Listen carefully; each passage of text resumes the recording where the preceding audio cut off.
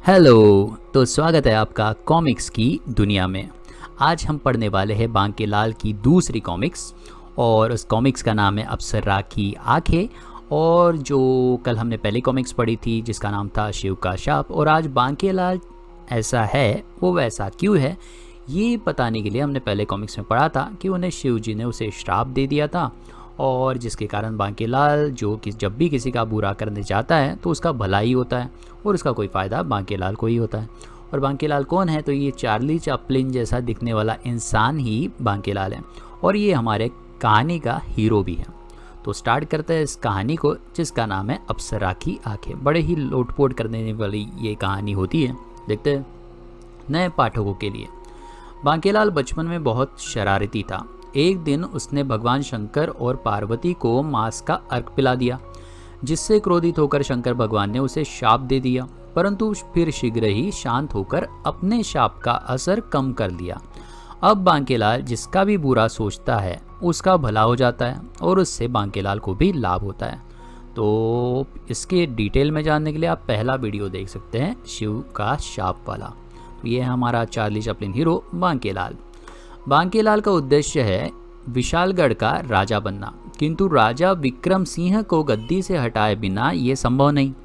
बांकेलाल का मस्तिष्क हर क्षण उसे अपने रास्ते से हटाने की नई नई योजनाएं बुनता रहता है। ये देखो बांकेलाल कुछ सोच रहा है। काश कोई ऐसा बाण मुझे मिल जाए जो चले तो सीधा उस मनहूस मुच्छड़ राजा विक्रम सिंह की छाती को भेद दे, ताकि मैं विशालगढ़ का राजा बन सकूं। अचानक बांकेलाल ठिठक कर रुक गया। तो बांकेलाल रास्ते से जा रहा था अपनी गहरी सोच में कि वो एकदम रुक गया। ये देखिए पेड़ के पीछे बांकेलाल यहाँ छुपा है और इन दोनों की बातें सुन रहा है। क्या कह रहे हैं ऋषि जी? हे रूपसी, मुझे तुमसे रूप सौंदर्य ने वशीभूत कर दिया है। बाप रे, ये कह रहे हैं कि तुम्हारे रूप सौंदर्य ने मुझे वशीभूत कर दिया है। मैं आज और अभी तुमसे विवाह करना चाहता हूँ। लड़की पे डोरे डाल रहे तो, किंतु मैं एक ऋषि पुत्र से विवाह कैसे कर सकती हूँ? मैं सौंदर्य की देवी पुत्री अप्सरा हूँ। तो लड़की कहती है मैं आपसे शादी नहीं करूँगी। तो ऋषि कहते हैं तो फिर ठीक है, मैं ऋषि वेश का त्याग कर दूंगा, किंतु मैं एक दड़ियल और मुच्छड़ पुरुष से विवाह नहीं करना चाहती। आपकी दाढ़ी मूछें मुझे पसंद नहीं है। मैं तो ऋषि कहता है मैं अपनी दाढ़ी और मूछ छपाचट कर दूंगा। तो वो लड़की कहती है किंतु तुम्हारी नाक पकौड़े जैसी है। मैं उसी पुरुष से विवाह करूंगी जिसकी नाक हीरे की तरह तराशी हुई हो। मैं अपनी नाक पत्थर पर घिस घिस कर तराश लूंगा, तुम हाँ तो बोलो। किंतु तुम तो पूरे कांगड़ी पहलवान हो। मैं एक बलिष्ठ युवक से विवाह करूंगी। मैं दंड बैठक पहनकर अपना शरीर कसरती व बलिष्ठ बना लूंगा। मगर तुम्हारी तो आंखें भी तोते जैसी हैं। मैं बटेर जैसी बड़ी बड़ी आंखों वाले पुरुष से ही विवाह करूंगी। अरे अभिमानी लड़की, तुम मुझसे विवाह न करने के 100 बहाने बनाए जा रही है। पहले तो मैं तुझसे विवाह भी कर लेता, अब तो बिल्कुल नहीं करूंगा। जा, मैं तुझे श्राप देता हूँ, तेरी आंखों में ऐसा सम्मोहन भर जाएगा कि मेरे अलावा जो भी पुरुष पुल्लिंग एक बार इन्हें देख लेगा तो वो तुझे से विवाह करने के लिए पागल हो जाएगा। ये मेरा शाप तुझे चैन से नहीं रहने देगा। गिर गिर गिर गिर। नहीं, लड़की चिल्लाती है, नहीं ऋषिवर ने उसे श्राप दे दिया है कि भैया अभी तेरी आंखों में सम्मोहन भर जाएगा। जो भी लड़का तेरी आंखों में देखेगा वो तेरा दीवाना होकर तुझसे शादी करना चाहेगा। ऋषिपुत्र फिर वहां नहीं रुका, वो चला गया। किंतु सोचते सोचते बांकेलाल एकाएक प्रसन्नता से उछल पड़ा। वो मारा पापड़ वाले को। बेटे बांकेलाल, अगर तू मोटे मुच्छड़ विक्रम को अप्सरा की आंखें दिखा दे तो वो अप्सरा से विवाह करने के लिए पागल हो जाएगा, और रानी स्वर्णलता ऐसा होने नहीं देंगी। अप्सरा भी ऐसा नहीं चाहेंगी, यानी कि मच जाएंगी महाभारत, जिससे हार केवल विक्रम सिंह की होगी, और इस हार से विक्रम सिंह हारेगा अपना राज सिंहासन, और वो सिंहासन मिल जाएगा बांकेलाल को। ऐसा बांकेलाल सोच रहा है। अगले पन्ने पर देखते हैं। ऐसा विचार मन में आते ही बांकेलाल सिंह की तरह ऋषिपुत्र के शाप से के भय से चकरा कर गिरती अप्सरा को झपटा, और तो अप्सरा इस शाप को सुनने के बाद गिरने लगी थी। बांकेलाल ने उसको दबोच लिया। अब मैं इसे कहीं नहीं जाने दूंगा।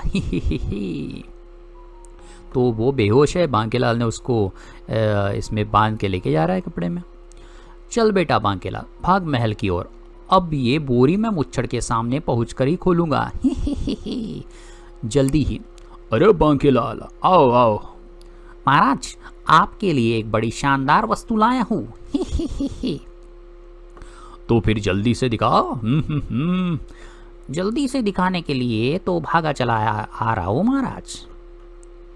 बोरी का मुंह खुलते ही, अरे इसमें तो कन्या है। कन्या नहीं महाराज, ये अप्सरा है। हे। मैं इससे होश में लाता हूँ। छपक पानी डालता है कन्या के मुंह पर, अप्सरा के मुंह पर। आग लोप लोप लोप लोप लोप लोप। तो कन्या के मुंह पर डाल दिया है पानी। देखते हैं आगे क्या कहते हैं। महाराज, ये आंखें खोल रही है, आप इसके सामने रहिएगा और पल की मत झपकाइएगा। ही। अप्सरा होश में आ रही थी। अप्सरा ने जैसे ही आंखें खोली कि अति सुंदर। ऋषिपुत्र के शाप के कारण ये मुझ पर मोहित हो गया। अप्सरा सोचती है कि महाराज तो गया काम से। अप्सरा, मैं तुमसे विवाह करूंगा। बांकेलाल, विवाह की तैयारी तुरंत शुरू करो। बांकेलाल, समय व्यर्थ मत करो, फेरे लेने के लिए यज्ञ कुंड में जाकर अग्नि प्रज्वलित करो। चलो, रहने दो, मशाल जलाकर ही ले आओ। मैं मशाल के चारों ओर इसके साथ 7 फेरे लगा लूंगा। महाराज कितना दीवाना हो गया। बांकेलाल ने झट अप्सरा की आंखों पर पट्टी बांधी। यह पट्टी मत उतारिएगा अप्सरा, अन्यथा किसी और की निगाह भी तुमसे मिल जाएगी। बांकेलाल तेजी के साथ कक्ष से बाहर निकला। बेटे मुच्छड़, अगर ये विवाह हो गया तो मेरी योजना का कबाड़ा हो जाएगा। मैं मशाल लेने नहीं बल्कि महारानी को सब कुछ बताने जा रहा हूँ। महारानी जी, गजब हो गया। तो ये मशाल लेने नहीं जा रहा है बांकेलाल, ये तो महारानी के पास पहुँच जा आग लगाने के लिए। मशाल बिना मशाल के आग लगाने वाला है। महारानी जी, गजब हो गया। महाराज, दूसरा विवाह कर रहे हैं क्या? इस उम्र में उन्हें लड़की कौन दे रहा है बहू? झूला रोको। महाराज ने मशाल की अग्नि के इर्द गिर्द 7 फेरे लेने की मुझे फौरन मशाल लाने को कहा है। अब आप मुझे बताएं कि मैं क्या करूं? मशाल लेकर मैं जाऊंगी, मैं देखती हूँ कि ये विवाह कैसे होता है। तो रानी गुस्से में है और मशाल लेने के लिए जा रही है। और कहाँ है वो दुष्ट डायन चुड़ैल जो मेरी सौत बनना चाहती है? अरे रानी, मशाल लाने के लिए तो मैंने बांकेलाल को कहा था, तुम लेके आ गई। अच्छा, महारानी के हाथ में देखिए मशाल है। खैर कोई भी लाए, मशाल तो आ गई ना। जल्दी से मशाल को लेकर हमारे बीच में खड़े हो जाओ ताकि हम दोनों पवित्र अग्नि के फेरे ले सके। इस मशाल से मैं अपनी सौत की चिता जलाऊंगी। इसके स्थान पर मैं होती तो मैं भी यही करती। ये अप्सरा सोच रही है कि रानी से जलाने वाला मैं भी होती, इसकी जगह पे वही करती। अप्सरा हाथ छुड़ाकर भागी। छोड़ो मेरा हाथ। अरे मेरी रानी पद्मिनी कहाँ चली? भागती कहा है डायन, जरा ठहर तो वो लड़की भाग गई। महारानी उसके पीछे भाग गई। महाराज देखते रह गए। बढ़िया चल रहा है। अप्सरा जैसे ही बाहर निकली, बाहर खड़े बांकेलाल ने द्वार बंद कर दिया। मेरा काम तो हो गया, अब इसे महल से भगाना मेरा दूसरा काम है। द्वार बंद करने के बाद, मैं ही तुम्हें यहाँ लाया था, मेरा काम तो पूरा हो चुका है। अब तुम जल्दी से इस बोरी में वापस चली जाओ ताकि मैं तुम्हें जंगल में छोड़ आऊं। किंतु तुम मुझे यहाँ क्यों लाए थे दुष्ट? शायद तुम्हें ये रहस्य का पता चल गया था कि मेरी आंखों में किसी को भी दीवाना कर देने का सम्मोहन भर गया है। जल्दी बताओ, अन्यथा मैं तुम्हें शाप दे दूंगी। नहीं, शाप मत देना। मुझे ऋषि झूठ बोले कौवाचार्य ने बताया था कि हमारे महाराज की आंखों में जो मोतिया बिंदु है वो जंगल में मिली एक कन्या की आंखों में झांकने से ठीक हो जाएगा। मुझे क्या पता था कि तुम्हारी आंखों में जादू है, अन्यथा मैं तुम्हें यहाँ कभी नहीं लाता। फिर तुमने मेरी आंखों पर पट्टी क्यों बांधी थी? तो ये पूछ रही पट्टी क्यों बांधी। ये बोलता है बांकेलाल, उसी ऋषि ने मुझे बताया था महाराज के बाद उस कन्या की आंखों में झांकने वाला व्यक्ति नेत्रहीन हो जाएगा। तो फिर जल्दी मेरे साथ चलो। तुम मुझे कहाँ लेकर जा रही हो? अप्सरा बांकेलाल को लेकर बगीचे में पहुंची। बांकेलाल, अगर मैं विशालगढ़ में रहूंगी तो मेरा दीवाना हो चुका तुम्हारा राजा अपने सैनिकों से चप्पे चप्पे पर मेरी खोज करवा लेगा। मुझे यहाँ से फौरन दूर ले जाना होगा। मैं भी यही चाहता हूँ। बांकेलाल, मैं एक झंडू मंत्र पढ़ रही हूँ, जिससे पढ़ने से यहाँ एक गुलेल पैदा होगी। आगे क्या करना है ये मैं तुम्हें गुलेल पैदा होने के बाद बताऊंगी। इस वक्त यहाँ से फौरन दूर जाने का यही एक रास्ता है। मैं मंत्र पढ़ती हूँ। तो लड़की मंत्र पढ़ती है और यहाँ पे देखिए गुलेल आ गई है। झंडू बाम पीड़ा हारी बाम, सर्दी सिर दर्द पीड़ा को पल में दूर करे। झंडू बाम झंडू बाम। झंडू बाम एडवर्टाइजमेंट का गाना बोल दिया और गुलेल आ गई। क्या कमाल की बात है। बांकेलाल बोलता है, गुलेल प्रकट हो गई अप्सरा। सुनो बांकेलाल, अप्सरा कहती है, ये चमत्कारी गुलेल है। इस गुलेल से दुनिया के किसी भी कोने में पहुंचा जा सकता है। मैं इस पर बैठती हूँ, मेरे बैठते ही तुम विशालगढ़ के वन का नाम लेकर इसे चला देना। क्योंकि ये देखिए वो चढ़ गई है गुलेल पे। अभी बांकेलाल खींचेगा और उसे विशालगढ़ भेजेगा, क्योंकि फिलहाल मेरी मंजिल विशालगढ़ का वन ही है। विशालगढ़ का नाम लूँगा तो मोटा इसे वहाँ भी ढूंढ लेगा। मैं सीधे स्वर्ग के इंद्र के दरबार का नाम लेता हूँ, ताकि ये सीधी वही जाकर गिरे और फिर विक्रम सिंह इसे कभी न ढूंढ पाए और इसकी याद में पागल हो जाए। चमत्कारी गुलेल, ले जा इसे सीधे स्वर्ग में, इंद्र के दरबार में। अरे ये क्या, मैं जंगल की ओर जाने के स्थान पर नभ की ओर जा रही हूँ। ओ चमत्कारी गुलेल गायब हो गई, पर मेरा काम तो हो गया। चलकर देखूं तो महाराज का क्या हाल है। बांकेलाल, द्वार खोलो, कोई है? खबरदार कोई द्वार न खोले। बांकेलाल जी, अच्छा हुआ जो आप आ गए। भीतर से महाराज कह रहे हैं कि द्वार खोलो, किंतु महारानी जी द्वार खोलने से मना कर रही है। समझ में नहीं आता कि दुनिया खोले, द्वार खोले या नहीं। बांकेलाल ने द्वार खोला। अप्सरा कहाँ गई? महाराज वो चली गई। चलो अच्छा हुआ। संतोषी माँ ने मेरी सुन ली, मैं तो चली उनको गुड़ चने का भोग लगाने। जय संतोषी माँ। परंतु मेरी पुकार ईश्वर ने नहीं सुनी। सैनिकों, जल्दी जाओ, महल का चप्पा चप्पा छान मारो। अभी वो अधिक दूर नहीं गई होंगी। मेरी अप्सरा को ढूंढ कर लाओ। महाराज, एक कन्या के लिए इतना दीवानापन उचित नहीं है। बांकेलाल, अप्पा उसके बिना नहीं रह सकते। स्वर्णलता का थोबड़ा देखकर अब मुझे उबासी आने लगती है। क्या तुम चाहते हो कि मैं अपना शेष जीवन उबासियां लेने में बिता दूं? हरगिज नहीं। 2 घंटे बाद। महाराज, अप्सरा महल के आसपास कहीं नहीं मिली। तो आप कहीं कभी नहीं मिलेंगी। बांकेलाल सोच रहा है कि अप्सरा कभी नहीं मिलेंगी। नहीं। महाराज कहते हैं, बांकेलाल, सेनापति को बोलो कि नगर का चप्पा चप्पा छान मारे और अप्सरा को ढूंढकर मेरे पास लाया। अगर अप्सरा मुझे शीघ्र ही नहीं मिली तो मैं रो रो कर अपनी जान दे दूंगा। बांकेलाल सोचता है, वही तो मैं चाहता हूँ। इस बार मेरी योजना सफल होकर रहेगी। थोड़ी देर बाद। महाराज, नगर का भी चप्पा चप्पा छान मारा है, पर अप्सरा कहीं नहीं मिल रही।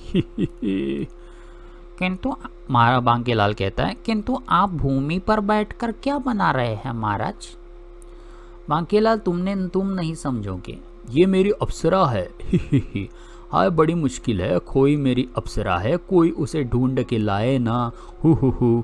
तो महाराज देखो, बैठे बैठे ड्राइंग करते हैं और अप्सरा का ड्राइंग बनाते हैं और गाना गाते हैं।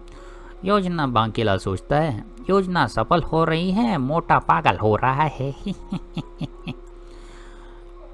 नदियों में, झरनों में, पहाड़ों में, वनों में, रेगिस्तान में, हर जगह मैं आ रहा हूँ मेरी लैला। ये क्या, आप क्या कर रहे हैं महाराज? क्यों फाड़ रहे हैं? बांकेलाल, मैं खुद उसे ढूंढने जाता हूँ, किंतु आप उसे कहाँ ढूंढेंगे? आए, मैं तेरा मजनू बन जाऊंगा, कुर्ता फाड़ के मैं लैला लैला चिल्लाऊंगा, कुर्ता फाड़ के। कुर्ता फाड़ है, कुर्ता फाड़ है। हाय मैं मर गई, इन्हें क्या हो गया बू।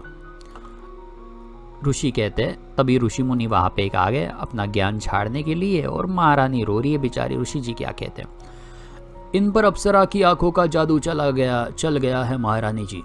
इस जादू को काटने के लिए मैं कोई ना कोई जुगाड़ करता हूँ। सब परेशान, महारानी परेशान, सेनापति परेशान, साधु परेशान, बांकेलाल खुश, और राजा तो बेचारा परेशान ही परेशान।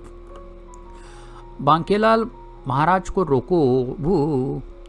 सेनापति, तुम सैनिक लेकर महाराज के पीछे जाओ, क्योंकि महाराज अब किसी के रोके रुकने नहीं वाले। हाय अप्सरा, तू कहाँ गई, महाराज रो रहा है। अप्सरा सीधी, जो बांकेलाल ने गुलेल छोड़ी थी, अप्सरा उसमें बैठ के निकल गई थी, और अप्सरा डायरेक्ट जाके गिरी स्वर्ग में, क्योंकि बांकेलाल ने स्वर्ग का नाम लिया था। अप्सरा सीधी जाकर गिरी इंद्र के दरबार में। हे प्रभु, मैं तो कहाँ आ गई। अरे, इंद्र के दरबार में आने का ये कौन सा तरीका है। अब इंद्र कहते हैं, हमारे दरबार में आने का ये कौन सा तरीका है, क्योंकि उनके दरबार में आकर डायरेक्ट अप्सरा गिर गई। ये स्वर्ग है, इस समय तुम इंद्र के दरबार में हो। नहीं, मेरी आंखों में मत देखना, उफ। स्वर्ग के राजा इंद्र पर भी चल गया था अप्सरा की आंखों का जादू। अति सुंदर, अति सुंदर, अति उत्तम, अपूर्व सुंदरी हो तुम। हम तुमसे इसी क्षण विवाह करेंगे। अपना नाम तो बताओ। है सौंदर्य बाला। अप्सरा। वो कहती है, मेरा नाम है अप्सरा। तीनों लोकों में इंद्र के दरबार की इन अप्सराओं से अधिक कोई भी स्त्री सुंदर नहीं। फिर इंद्र पर इस देव कन्या ने ऐसा क्या जादू कर दिया कि देवेंद्र इससे तुरंत विवाह करने के लालायित हो उठे। ये विवाह उचित नहीं है। अभी देखिए, यहाँ पे अप्सरा पहुंच के इनका विवाह होने वाला है, तो बाकी अप्सराओं को आ गया है टेंशन। मेनका, उर्वशी, अप्सरा को श्रृंगार कक्ष में ले जाओ और उन्हें दुल्हन बनाओ। हम इसी क्षण अप्सरा से विवाह करेंगे। नहीं। उर्वशी और मेनका अप्सरा को लेकर स्वर्ग के श्रृंगार कक्ष में पहुंची। नहीं, ऐसा नहीं हो सकता। मैं देवराज इंद्र से विवाह नहीं कर सकती, मेरी मदद करो। हम भी इस विवाह से प्रसन्न नहीं है। अप्सराएं कहती है उससे, हम इस विवाह से प्रसन्न नहीं है, किंतु हम तुम्हारी मदद किस प्रकार कर सकते हैं, ये हमें समझ में नहीं आ रहा। ये मैं बताती हूँ। मैं झंडू मंत्र पढ़ूंगी, उससे गुलेल पैदा होगी। तुम मुझे उससे वापस पृथ्वी पर विशालगढ़ के वन का नाम लेकर फेंक देना, ठीक है। बढ़िया है। ये अप्सरा का काम बहुत जोरदार है। इसको कहीं जाना है तो झंडू मंत्र पढ़ती है, गुलेल आती है और फिर उस पर बैठ जाती है। कोई उसका नाम लेके फेंको, वो पहुंच जाती है जगह पर। जबकि ठीक उसी समय इंद्र के दरबार में राक्षस आ गया। भैया, हा, स्वर्ग के राजा इंद्र, मुझे भस्मासुर कहते हैं। तीनों लोकों में केवल एक ही वस्तु मुझे मार सकती है, और वो वस्तु क्या है ये मैं तुम्हें नहीं बताऊंगा। हा। तो राक्षस पहुंच गया इंद्र के दरबार में और उसको बोल रहा है कि मैं तुझे मारूंगा बेटा। मैं तीनों लोकों पर अपना अधिकार करने निकला हूँ, और मेरा लिए यह बहुत ही आसान है। मेरी आंखों में भस्म शक्ति है। मैं जिस राजा को कड़ी नजर से देख लूंगा वो ही भस्म हो जाएगा, और राजा के भस्म होते हैं उस लोक के नागरिक मुझे अपना राजा मान लेंगे। हा। सर्वप्रथम मैं स्वर्ग पर अपना अधिकार करने आया हूँ, और ये देखो मेरी तुझे कड़ी नजरों से। हे। तो ये राक्षस इंद्र को कड़ी नजरों से अपनी आंखों से देखता है, और जिससे कि इंद्र अभी भस्म होने वाला है कि तभी भस्मासुर द्वारा ऐसा करते ही संपूर्ण ब्रह्मांड में खलबली मच गई। स्वर्ग का सिंहासन डोल रहा है। नारायण नारायण। देखो, तीनों भगवान आ गए, ब्रह्मा, विष्णु, महेश, और ये नारद मुनि भी बात कर रहे, नारायण नारायण। क्या हो गया? किंतु ये क्या, इंद्र की आंखों से टकराकर भस्मासुर की भस्म शक्ति वापस लौट गई। ये क्या? नहीं, ऐसा नहीं हो सकता। मेरे भस्म शक्ति विफल कैसे हो गई? अब यहाँ रुकने का कोई फायदा नहीं, क्योंकि इस शक्ति का प्रयोग मैं प्रत्येक लोक के राजा पर केवल एक बार ही कर सकता हूँ। मतलब ये इंद्र पर इस शक्ति का प्रयोग सिर्फ एक बार कर सकता था, लेकिन इंद्र पर इसका असर हुआ ही नहीं। यह भस्मासुर यहाँ क्यों आया था, और ये उर्वशी और मेनका का है। इंद्र के दरबार की शेष अप्सराएं भगवान इंद्र को सारी बातें बताती चली गई। अच्छा, जिन्हें सुनने के पश्चात किंतु समझ में नहीं आ रहा कि हम उस अप्सरा से विवाह करने के लिए तैयार कैसे हो गए, और भस्मासुर की भस्म शक्ति का हम पर असर क्यों नहीं हुआ। तभी नारद जी वहां प्रकट हुए। नारायण नारायण। देवेंद्र, यह सब अप्सरा की आंखों के सम्मोहन का प्रताप है, जिससे टकराकर असुरी भस्म शक्ति विफल होकर लौट गई, अन्यथा आप भस्म हो जाते और स्वर्ग पर शैतान भस्मासुर का अधिकार हो जाता। असुरी भस्म शक्ति के कारण अप्सरा की आंखों का जादू भी खत्म हो गया। किंतु अप्सरा को यहाँ किसने भेजा? नारायण नारायण। पृथ्वी से बांकेलाल ने महाराज, परंतु उसे कैसे पता चला कि भस्मासुर यहाँ मुझ पर आक्रमण करने आ रहा है और उसके आक्रमण से मुझे अप्सरा की आंखों का जादू बचा सकता है? तो इंद्र कहते हैं कि उसे कैसे पता चला, उसने उस अप्सरा को यहाँ भेज दिया, उसे कैसे पता कि भस्मासुर इस पर अटैक करने के लिए आ रहा है, वगैरह वगैरह। और अब प्रकट हुए भगवान शंकर। इस रहस्य को समझाने की चेष्टा आप मत करे देवेंद्र। भगवान शंकर आते हैं और देवेंद्र को समझाते हैं, ये तुम रहने दो बेटा, तुमसे ना होगा, तुम कोशिश भी मत करो समझने की। फिर भी मैं बांकेलाल से प्रसन्न हूँ और उससे एक बार भेंट अवश्य करूँगा। तो इंद्र कहते कि ठीक है, लेकिन मैं उसे मिलूंगा। अच्छा हाँ, पैराग्राफ छूट गया थोड़ा सा। इस रहस्य को समझने की चेष्टा आप मत करे देवेंद्र, केवल इतना समझ ले कि मेरा भक्त बांकेलाल जो करता है अपने लाभ के लिए करता है, किंतु उससे दूसरे का लाभ भी हो जाता है। तो ये इंद्र कहते हैं कि मुझे बांकेलाल से मिलना ही होगा, उसने मेरी भलाई जो की है। उर्वशी और मेनका ने आकर दी अप्सरा की पृथ्वी पर वापस चले जाने की सूचना। उसी क्षण नीचे पृथ्वी पर विशालगढ़ के महल में, बांकेलाल महाराज की आंखों पर हुए सम्मोहन का हल मैंने ढूंढ लिया। हल है खजूरी बूटी, जल्दी से जाओ और खजूरी बूटी लेकर। तो ये वैद्य साहब है। वैद्य साहब बांकेलाल से कहते हैं कि मैंने राजा के ऊपर जो अप्सरा का असर हुआ है उसे तोड़ने का इलाज मैंने ढूंढ लिया है, उसके लिए खजूरी बूटी लानी पड़ेगी जो तुझे जंगल से लानी होगी।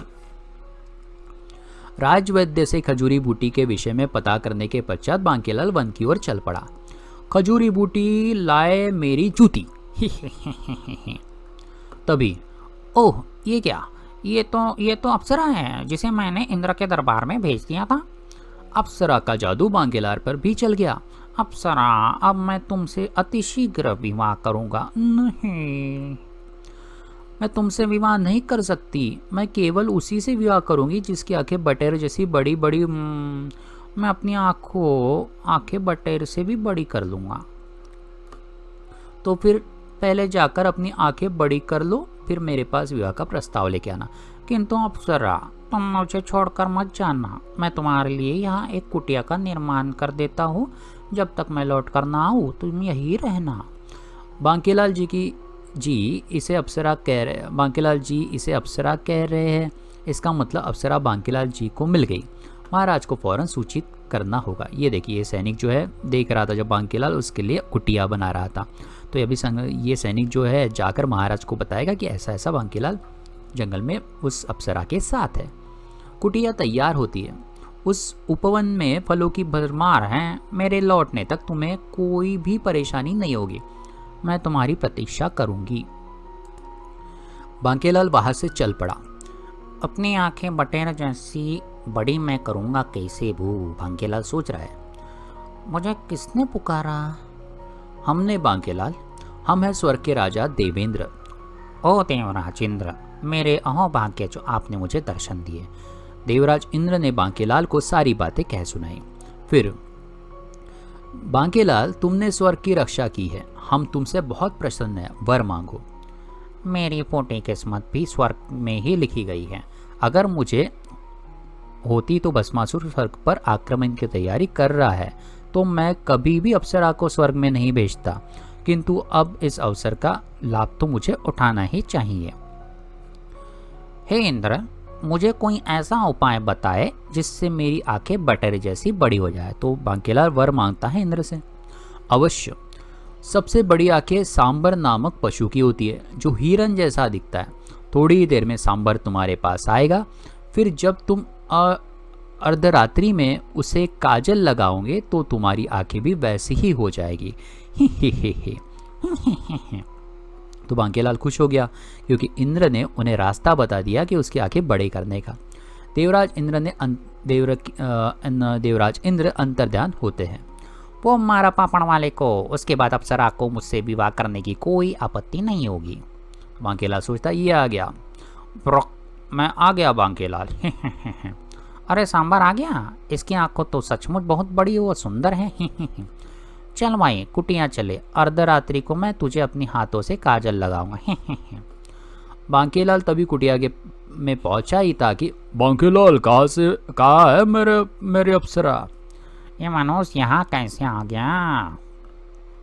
तो महाराज जंगल में पहुंच गए, क्योंकि ये सैनिक ने जाके महाराज को बताया होगा कि बांकेलाल जो है अप्सरा के साथ है।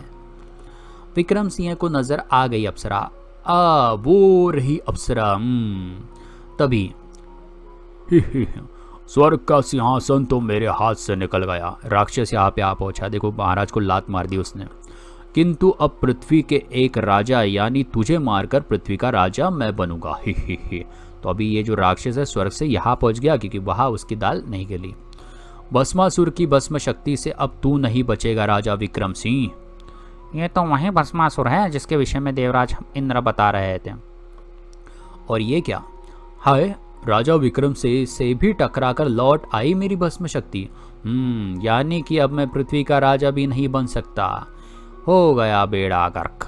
बांकेलाल बोलता है बेड़ा गर्क हो गया, क्योंकि इस पर तो वो अप्सरा की आंखों का असर है। मुच्छड़ की आंखों में मौजूद अप्सरा की आंखों के जादू ने भस्मासुर की भस्म शक्ति को काट डाला, अन्यथा मुच्छड़ भस्म हो जाता। लेकिन चलो, मेरी राह का कांटा तो साफ हो गया, अब मैं अप्सरा से विवाह कर सकूंगा। लेकिन तभी ये जो है सांबर राक्षस को मारता है। सांबर की टक्कर खाकर भस्मासुर भूमि पर गिर पड़ा। और दूसरे ही पल, अरे ये क्या, सांबर सुंदर नौजवान में परिवर्तित हो गया। मतलब वो जो सांबर था, वो हिरन था, अब एक लड़के में कन्वर्ट हो गया है। अब मैं किसकी आंखों में काजल लगाऊंगा? सांबर से सुंदर नौजवान बने युवक को देखते ही अप्सरा प्रसन्नता से चीख पड़े। तो अभी वो अप्सरा है, उसे बांकेलाल से शादी नहीं करनी है, उसे वो जो सांबर जो एक सुंदर लड़के में कन्वर्ट हो गया उस पर मरमिटी है। कुमार वैभव, मैं कब से आपकी तलाश कर रही थी। अप्सरा तुम, मतलब पहले इनका टाका भिड़ा हुआ है। तुम कहाँ चले गए थे कुमार वैभव? इस दुष्ट को मेरी आंखों से में भरी भस्म शक्ति का पता चल गया था अप्सरा। इस कंबाकृत ने मेरी भस्म शक्ति छीनकर मुझे सांबर बना दिया था। इसी ने कहा था कि जब मैं दोबारा इसके सामने पड़ूंगा और इससे टक्कर जड़ूंगा तभी मैं अपने सही रूप में लौटकर आ सकूंगा। अब मैं इसे नहीं छोड़ूंगा। मैं टक्कर देव का पुत्र हूँ। मैं किसी को 2 टक्कर रसीद कर दूँ तो उसकी मृत्यु तुरंत ही हो जाती है। एक टक्कर में सांबर रूप में तुम्हें जड़ चुका हूँ और दूसरी ये रही। हा। तो ये जो राजकुमार है उसे दूसरी टक्कर मारता है। कुमार वैभव की दूसरी टक्कर खाकर भस्मासुर के प्राण पखुरे फौरन उड़ गए। मतलब राक्षस तो मारा गया। ये क्या हो रहा है कुमार? मेरी वो भस्म शक्ति वापस मेरी आंखों में समा रही है जिसे दुष्ट भस्मासुर ने छीन लिया था। आपके चले जाने के पश्चात, अप्सरा कहती है उस राजकुमार से, आपके चले जाने के पश्चात मैं आपकी खोज में सौंदर्यपुरी से यहाँ आ गई थी, क्योंकि मुझे आपके विशालगढ़ के वन में होने का संकेत मिल रहा था। मेरी तलाश पूरी हुई। अब वापस सौंदर्यपुरी लौट चलेंगे जहाँ हमारा विवाह होगा। अवश्य। तो ये दोनों तो चले। नहीं, तुम्हारा विवाह मुझसे होगा अप्सरा। बांकेलाल तो अभी भी उसके प्यार में दीवाना है। क्या कहा? नहीं, कुछ मत करना। इसमें बांकेलाल का कोई कसूर नहीं है।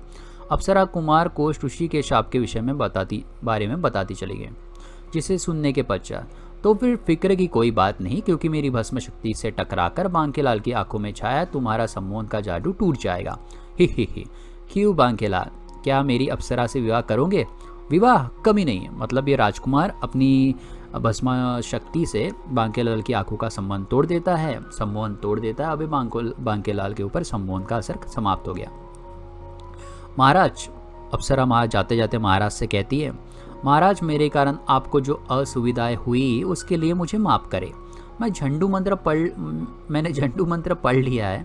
आप गुलेल से हमें सौंदर्यपुरी पहुंचा देना। ही। महाराज कहते अवश्य ही। अभी महाराज को भी उसका प्यार व्यार नहीं रहा। विक्रम सिंह ने वैसा ही किया जिससे अप्सरा ने कहा था। तो झंडू मंत्र बोला होगा, अप्सरा और राजकुमार उसमें बैठे होंगे, महाराज ने सौंदर्यपुर का नाम लिया होगा और दोनों पहुंच गए होंगे सौंदर्यपुर। यहाँ वन में अभी 2 लोग बचे हैं, महाराज और बांकेलाल। फिर बांकेलाल, तुम्हारे कारण मेरी जान भस्मासुर से बच गई। अगर तुम अप्सरा को मेरे पास नहीं लाते और मेरी आंखों पर अब उसका सम्मोहन न छोड़ते तो भस्मासुर की अग्नि मुझे भस्म कर डालती। तो फिर दे इसी बात पर उसकी पप्पी लेता है ये। इस बार पुच्ची से काम नहीं चलेगा, आज तो मैं पुच्चा लूंगा। मर गया, फूट गई मेरी किस्मत, समाप्त। तो फिर से एक बार बांकेलाल करने गया बुरा, लेकिन हो गया सबका भला और साथ में बांकेलाल का भी थोड़ा तो भला हो ही गया। और यहाँ पे काम समाप्त होती है ये अप्सरा का शाप नाम की हमारी कहानी। हम मिलेंगे अगले कहानी में कॉमिक्स की दुनिया में बांकेलाल की लोट-पोट करने वाली कथाओं के साथ। मिलते रहिए, देखते रहिए, ख्याल रखिए अपना। शब्बा खैर, बाय बाय।